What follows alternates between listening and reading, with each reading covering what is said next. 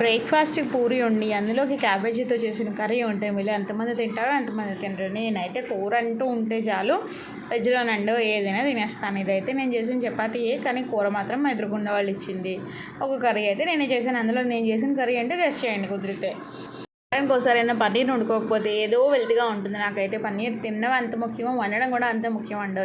ఇంకా సరే రోజు పొద్దున్నే చాలా ఇన్స్పైర్ అయ్యి మార్నింగ్కి పెరుగన్నం పెట్టేసానా, మా వారైతే మొహం 30 వంకలు తిప్పారు. ఇంక ఇదైతే నా ఫోటో కాదు, మా చెల్లి వాళ్ళు పంపిన ఫోటో. అది కూడా పెట్టేశాను. మీలో ఎంతమందికి పనస్తానులు ఇష్టం?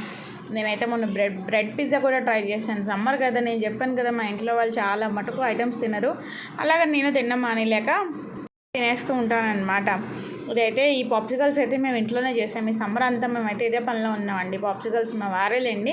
పాప్సికల్స్ కోసం ఫ్రూట్ మిక్సీ చేయడము, పాప్సికల్స్ దాంట్లో వేసేసి పెట్టేయడము. ఇంక ఇన్ని రకాల పూరీలు. ఇదైతే మా ఎదురుగుండా వాళ్ళు ఇచ్చిన థాలి, మొన్న పూజ చేసుకున్నారు, ఆ రోజు ఇచ్చారనమాట ఇది. ఇంక ఇదైతే మసాలా దోశ నేను చేసిందేనండోయ్. నేను చేసిందే అనుకుంటున్నాను, నేను చేసింది. ఆ ప్లేట్ నాదే అనమాట. ఇదైతే మా చెల్లి వాళ్ళు పంపిన ఫోటో, అది కూడా పెట్టేశాను. నేను చేసిన పన్నీర్ టిక్కాని ఇన్స్పైర్ అయ్యి వాళ్ళు కూడా ఆ రోజే చేసుకున్నారు. ఇదైతే నేను చేసింది పన్నీర్ టిక్కా బిర్యానీ అండ్ పన్నీర్ టిక్కా. మనకి పన్నీర్ ఎక్కడున్నా ఎలా ఉన్నా కానీ పిచ్చిగా ఇష్టం కదా, అందుకని ఇంకా క్రేజీగా ట్రై చేశాను. బాగానే వచ్చింది కొంచెం.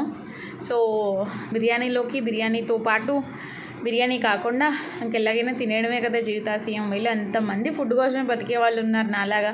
ఒక్కసారి నాకు కమెంట్స్లో ఎస్ అనైనా పెట్టండి, నాకు కొంచెం కాన్ఫిడెంట్గా ఉంటుంది. ఇంక ఇంత తిన్నాక సలాడ్ తినకపోతే ఏం బాగుంటుంది చెప్పండి. సలాడ్తో నా భోజనం పూర్తి.